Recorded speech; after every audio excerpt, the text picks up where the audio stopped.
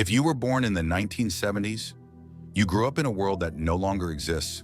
No internet, no smartphones, no social media telling you who to be. And yet, people from your generation turned out more independent, more grounded, and mentally tougher than most that came after. This isn't nostalgia. This isn't opinion. This is psychology. This is sociology. This is generational research. And today on RealMind, we're breaking down the real traits you likely developed if you were born in the 1970s. First, independence. If you were born in the 70s, you were trusted with freedom early. You walked to school alone. You played outside without supervision. You solved problems without calling for help. Psychologists call this self-directed childhood. And research shows children raised this way develop stronger decision-making skills, better emotional control, and higher resilience under pressure. You weren't raised to be protected.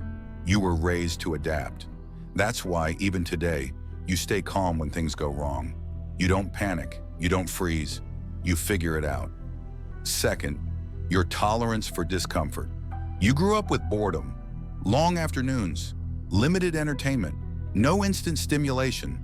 And boredom did something powerful to your mind. It trained patience. It strengthened focus.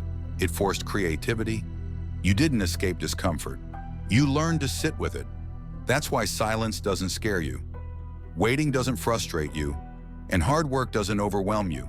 Your nervous system was trained for endurance. Third, you don't define yourself by attention. There were no likes, no followers, no constant validation. Your identity formed offline. Research shows people who build identity before social media have stronger internal self-worth and lower dependency on approval. If you were born in the 70s, you don't announce everything. You don't overshare. You don't measure your value in numbers. You learn something early. If you're solid, you don't need to be loud. Fourth, you trust experience over opinion. You live through change, economic shifts, cultural shifts, technological revolutions. So you learned a quiet lesson. What sounds good isn't always true. That's why you're skeptical of trends, cautious with hype, slow to jump on bandwagons. You observe first, you decide later. That patience isn't ignorance, it's intelligence. Fifth, responsibility came early for you.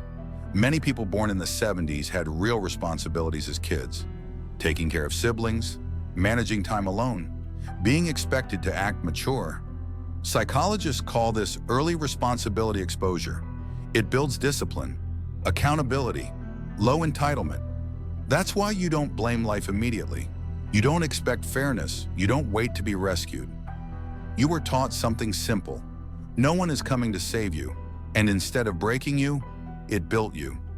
Now here's the part no one talks about. If you were born in the 1970s, you may feel out of place today. Not loud enough, not visible enough, not emotionally broadcasted enough. Modern culture rewards noise. You were raised for depth. You were taught to be strong quietly, to handle pain privately, to keep moving without applause. So when the world shifted to oversharing, constant expression, and public emotion, you didn't adapt easily. And that's not weakness. That's a mismatch between character and culture. Here's the final truth.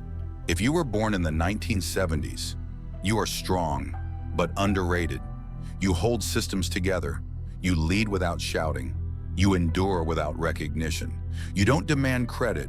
You don't chase attention. You just do what needs to be done.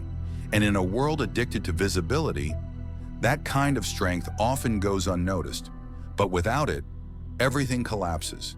If this described you or someone you respect, share this video. Subscribe to RealMind for psychology, truth, and deep understanding without sugarcoating. Because when you understand the mind, you understand the world.